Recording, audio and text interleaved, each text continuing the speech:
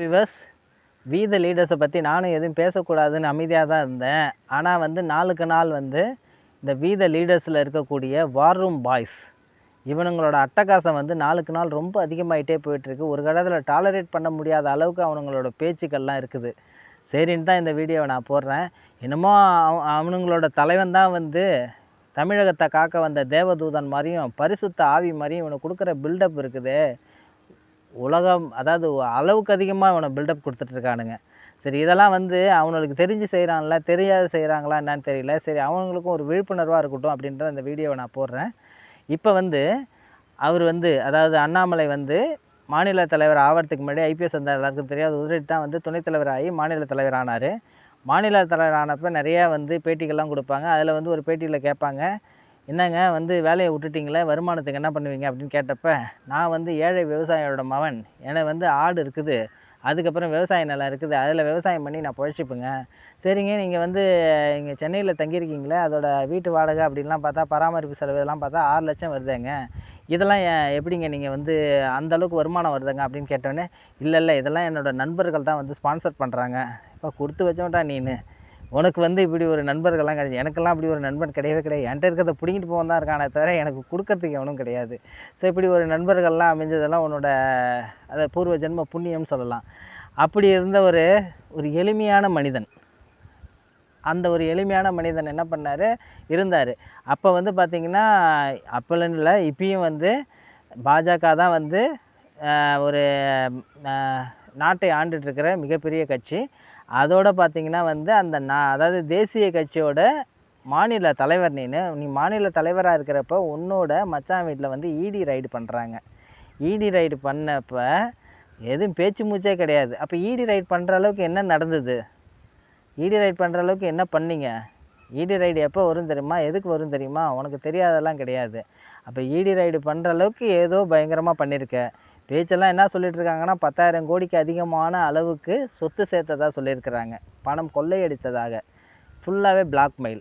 ADMK லீடர்ஸை blackmail பண்ணுறது, கொங்கு மண்டலத்தில் இருக்கவங்கள பிளாக்மெயில் பண்ணுறது, டிஎம்கே காரங்களை பிளாக்மெயில் பண்ணுறது. ஏன்னா அவனுங்க எல்லாமே குற்றம் செஞ்சவனுங்க, அவனுங்க எல்லாமே ஊழல்வாதிகள் தான். அதனால் நீ கேட்ட பணத்தை கொடுத்துட்டாங்க. அதுக்கு மிக முக்கிய காரணம் என்னன்னா, நீ தேசிய கட்சியோட மாநில தலைவராக இருந்தப்போ தான். இப்போ போய் பாரு, டங்கு வர அறுத்துருவாங்க. சரியா? உனக்கு எல்லா வசதிகளையும் கொடுத்து எல்லாத்தையும் கொடுத்து கட்சியை வளர்க்க சொன்னால் நீ கட்சியை வளர்த்த, உன்னை தான் வளர்த்துக்கிட்ட. கட்சி என்னமோ இவர் வந்ததுக்கப்புறம் தான் பூம் ஆச்சு. அதுக்கு முன்னாடி கட்சியில் யாருமே இல்லையா, எம்எல்ஏ இல்லை, எம்பி இல்லை அப்படின்னால எல்லாருமே இருந்தாங்க. எம்பி இருந்தாங்க, எம்எல்ஏ இருந்தாங்க. கட்சி ரொம்ப ஸ்ட்ராங்காக தான் இருந்தது. கொஞ்சம் கொஞ்சமாக கிராஜுவலாக வளர்ந்து தான் வந்துச்சு. ஏன்னா அந்த கட்சி ஆரம்பத்துலேருந்து 2 எம்பியோட தான் ஸ்டார்ட் ஆச்சு.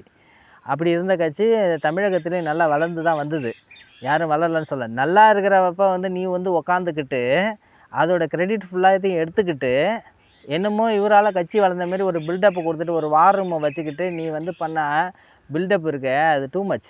அப்படி பண்ணிவிட்டு உனக்கு மிகப்பெரிய சப்போர்ட்டை மோடிஜியும் அமித்ஷாஜியும் கொடுத்தாங்க. அப்படி இல்லைன்னா உன்னை எப்போத்துக்கு இது பண்ணியிருப்பாங்க, ஓரம் கட்டியிருப்பாங்க. இதெல்லாம் ஒரு ஆளே இல்லைன்னு தமிழகமும் மதிச்சிருக்காது. உன்னை தாண்டி அறிவாளியே இங்கே கிடையாதா? என்னமோ எப்போ பார்த்தாலும் மைக்கை பிடிச்சிக்கிட்டு மைக் மோகன் மாதிரி ஸ்டாட்டிஸ்டிக்ஸ் பேசுகிறேன், அது பேசுகிறேன்னு எங்களுக்கெல்லாம் தெரியாதா? உனக்கு ஒண்டி தான் தெரியுமா இதெல்லாம் பற்றி பேசுகிறதுக்கு, புள்ளி விவரங்களை பற்றி பேசுகிறதுக்கு? இப்போ நீ பேசுகிற புள்ளி விவரங்கள்லாம் சிரிப்பாக சிரிக்குது. அன்றைக்கி ஒன்று பேசுகிற, இன்றைக்கி ஒன்று பேசுகிற. அதையும் நம்புறதுக்கு ஒரு கூட்டம் இருக்குது பாரு, ஜோம்பி. அந்த ஜோம்பிகளுக்காக தான் இந்த வீடியோவை மெயினாக. ஸோ அப்போ நீ ஏதோ தப்பு பண்ணியிருக்க, அதனால தான் அப்படி ஒரு ரைடு நடந்தது. குற்றச்சாட்டுகளுக்கும் நியாயமாக பதில் அளிக்காத. இன்னும் கூட நீ என்ன பண்ணலை, உன் வாட்சிக்கான பில்லை நீ காட்டவே இல்லை. என்னமோ டிஎம்கே காரனை எல்லோரும் மிரட்டிட்டு இருந்த. ஏகப்பட்ட பிளாக்மெயில் பண்ணதா ஏகப்பட்ட மெசேஜஸ் வந்துட்டுருக்குது. கிரானைட் ஊழியர்களை மிரட்டுறது, கிரானைட் ஊழியர்கள் இல்லை, கொள்ளைக்காரர்களை மிரட்டுறது அப்படின்ட்டு பலவித கிரிமினல் வேலையெல்லாம் செஞ்சுதான் நிறைய பேர் சொல்லிகிட்ருக்குறாங்க. இதெல்லாம் பொய்யா இருக்கிறதுக்கு வாய்ப்புகள்லாம் கிடையாது. அடுத்தது பார்த்திங்கன்னா, இவர் இப்போ பாஜகவை எதிர்க்கிறாராம். இந்த ஜோம்பி கூட்டம் என்ன பண்ணுது, தி பாஜகவை. என்னடா தி பாஜக? உங்களுக்கு என்னடா பாஜக பற்றி வரலாறுகள் தெரியும்? பாஜகவை என்னமோ பக்கத்தில் நீங்கள் தான் வளர்த்தீங்களா? நீங்கள்லாம் எலெக்ஷன் டைமில் ஒரு கும்பல் வரும். அந்த கும்பல் எலெக்ஷனில் கொடுக்குற ஃபண்டை அடிச்சுட்டு ஓடுவீங்க. ஓடிட்டு திரும்பி எலெக்ஷன் வர்றப்போ வருவீங்க. நீங்கள்லாம் பாஜகவோட உண்மையான பாஜக தொண்டன் தெரியுமா? போனதுக்கப்புறம் இன்னை வரைக்கும் இருக்கான் பாரு. அவன் தான் உண்மையான பாஜக. 10 வருஷம் 15 வருஷம் எந்த ஒரு எதிர்பார்ப்பும் இல்லாத, எந்த ஒரு பதவியும் எதிர்பார்க்காத இருக்கான் பாரு. மாநில தலைவர் பதவியை கொடுக்கலையும் அதனால் ஓடிட்டாராம் இவர். இன்னும் மாநில தலைவர் பொறுப்பு என்ன அது வந்து 2 டைம் தான் கொடுப்பாங்க. 2 டைமுக்கு அப்புறம் வந்து 6 வருஷம், அதுக்கப்புறம் மாற்றிடுவாங்க. 3 இயர்ஸ். உனக்கு இப்போ பர்மனெண்ட்டாக பாஜக தலைவரை கொடுத்துட்ருக்கணும். இவரை தான் முதல்வர் கேண்டிடேட்டாக அறிவிக்கணும். இவர் சொல்கிற கூட்டணியில் தான் வந்து கட்சி கூட தான் கூட்டணி வைக்கணும். என்ன இது மோனோபோலியா? இது ஒன் மேன் ஆர்மியா? அப்போ இதுக்கு முன்னாடி கட்சி வளர்த்த நிறைய வந்து சீனியர் சிட்டிசன்ஸ்லாம் யாருக்கும் ஒன்றும் தெரியாது. இவர் வந்தவொடனே இவருக்கு எல்லாமே தெரிஞ்சிடும். ஏன்னா இவர் ஐஏஎஸ் படிச்சிருக்காரு. இவர் எல்லாத்தையும் வந்து புழுத்துவார். அப்படி தானே? அப்படிலாம் கிடையாது. மோடிஜியை எதிர்த்து நீ அரசியல் பண்ணணும்னு நினச்சிட்டேன். இனி வந்து நீ இருக்கிற இடமே தெரியாது இருக்கிறதுக்கு வாய்ப்பே கிடையாது. மோடிஜி மூலமாக அறிமுகப்படுத்தப்பட்ட எல்லாரும் மிகப்பெரிய லெவலுக்கு தான் போயிருக்கிறாங்க. மோடிஜியை எதிர்த்த எவனும் வந்து இருந்த இடம் தெரியாத தான் போயிருக்கான். குறிப்பாக வந்து நிறைய பேர் அடையாளம் சொல்லலாம். யார் இப்போ வந்து தாக்கரே, உத்தவ் தாக்கரே சொல்லலாம். சரத்பவார் எங்கே இருக்காருன்னு தெரியல. அதுக்கப்புறம் பார்த்திங்கன்னா லல்லு பிரசாத் யாதவ், முலாயம் சிங்கு, அதுக்கப்புறம் வந்து மம்தா பேகம் தான் நாங்கள் சொல்லுவோம். மம்தா பேகம், நிதிஷ்குமார் கூட ஒரு கட்டத்தில் என்ன பண்ணார், மோடிஜியை எதிர்த்து தான் அரசியல் பண்ணார். அவரும் வந்து முதலமைச்சர் பிரதமர் கேண்டிடேட்டாக என்ன போடுங்க, நான் தான் இருப்பேன், அவரை ஏற்றுக்கவே மாட்டேன்னு சொன்னவர் என்ன பண்ணுறாரு, இப்போ வந்து அவரோட முதல்வரை கூட ரிசைன் பண்ணிவிட்டு என்ன பண்ணுறாரு, பாஜகவோட இதுக்கு கட்டுப்பாட்டுக்கு அந்த முதல்வர் பதவியை கொடுத்துட்டு போகிறாரு. ஸோ எதிர்த்தவங்க எல்லாருமே காணாதான் போட்டாங்க. இங்கே ஒரு ஜோக்கர் கூட்டம் தமிழ்நாட்டில் வந்து ட்ராமா குரூப்பு, அது ட்ராமா கம்பெனி வச்சுக்கிட்டு எப்போ பார்த்தாலும் வீடியோ போட்டுக்கிட்டு ஊரை ஏமாற்றிக்கிட்டு இருந்துச்சு. இப்போ அட்ரஸ் இல்லாத போயிடுச்சு. அந்த இதுவும் வந்து மோடியை எதிர்த்து அரசியல் பண்ணுறேன்னு காணா போனவங்க தான். ஸோ இப்படி மிகப்பெரிய கூட்டம் இருக்குது. அதில் நீ வெகு விரைவிலே காணா போகக்கூடிய இன்னொரு ஆள் நீ தான்.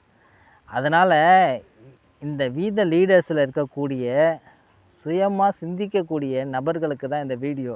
நீங்கள் தயவுசெய்து சிந்திச்சு பாருங்கள். சிந்திச்சு பார்த்து ஒரு நல்ல முடிவை எடுங்க. சரிங்களா? இந்த வீத லீடர்ஸே வந்து ட்ரிவன் பை யார்? வார் ரூம்ஸு.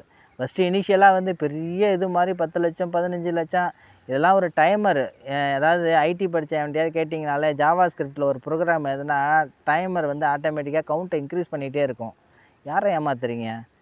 அந்த டேட்டாலாம் காட்டுங்க, யார் ஜாயின் பண்ணால் யார் என்னன்னுட்டு உங்களால் காட்ட முடியாது. ஏன்னா ரியாலிஸ்டிக்கான டேட்டாவே கிடையாது. ஒரு கட்டத்துக்கு மேலே அது வந்து சோம்பி போச்சு. 50 லட்சம் பேருக்கு அப்புறம் தான் நீங்கள் வந்து ஒரு மிகப்பெரிய வந்து கட்சியை அறிவிப்பேன் அப்படின்னா, உங்கள் கட்சி அறிவிக்கிறதுக்கு இன்னும் ஒரு 10-15 வருஷம் ஆகும். அதுவும் கூட உண்மை கொஞ்ச நாளாக தெரிய வந்துகிட்டே இருக்குது எல்லாருக்குமே. தெரிய வர வந்து இருக்கிறவன் இப்போ வந்தவன் தான். இப்போ நீ பேச்ச மதங்களை வந்து வீட்டில் வச்சுட்டு வாங்கன்னுட்டு நீ எப்போ வந்து குல்லா போட்டுட்டு உக்காந்தியோ அன்றைக்கே வந்து நீ யாருன்னு எல்லாருக்கும் தெரிஞ்சு போச்சு. அதனால் ஏன்டா உன் பின்னாடி வந்தோம் அப்படின்ற மாதிரி நிறைய பேர் யோசிக்க ஆரம்பிச்சுட்டு என்ன பண்ணிட்டாங்க, திரும்ப வந்து தவறான முடிவு எடுத்துட்டோமே கழகத்துக்கே திரும்பி வராங்க. இந்த கட்சி வந்து தியாகத்தினாலையும் நிறைய பேரோட கடின உழைப்பினாலையும் உருவானது. அந்த உழைப்பை வந்து நீ ஒரு நாள் வந்து மாநில தலைவராக இருந்துட்டு நீ உறிஞ்சிட்டு திரும்பி வந்து அந்த கட்சியை வந்து அவதூறாக பேசுகிற அப்படின்னா கண்டிப்பாக வந்து நீ ஷைன் ஆகிறதுக்கான வாய்ப்புகள்லாம் கிடையாது. ஏன்னா நீ திராவிட மாடல்னு சொல்லிட்டு இருந்த ஜோக்கர் கும்பலை தான் நீனும் வந்து ஃபாலோ பண்ணுற. அதாவது நான் வந்து மதச்சார்பற்றவன் என்றைக்கு நீ வந்து சொல்கிறியோ அன்றைக்கே வந்து நீ அந்த கும்பலில் ஒருத்தனா ஆயிட்ட. உனக்கு வந்து அதிகார பசி, அதுக்கப்புறம் நிறைய பணம் சம்பாதிக்கணுன்ற ஆசை. நீ என்ன மாற்றத்தையை கொண்டுட்டு வரணும்னு நினச்ச?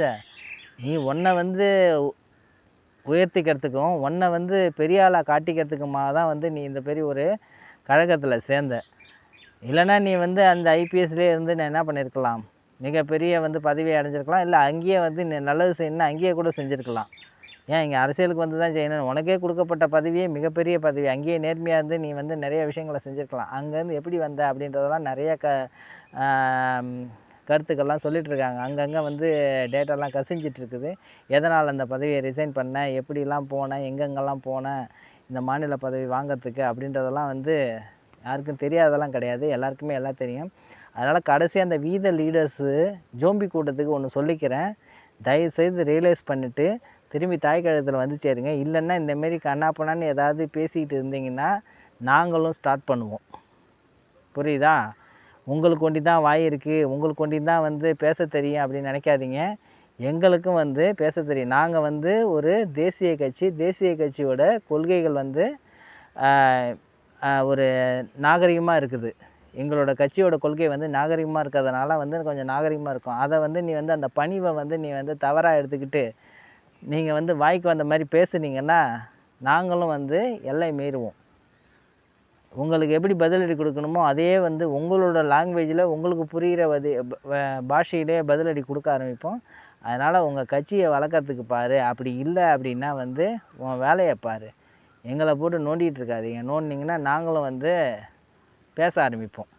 நன்றி, வணக்கம். மீண்டும் ஒரு பதிவில் வரேன், அடுத்த டீட்டெயில் எடுத்துக்கிட்டு. பாய்.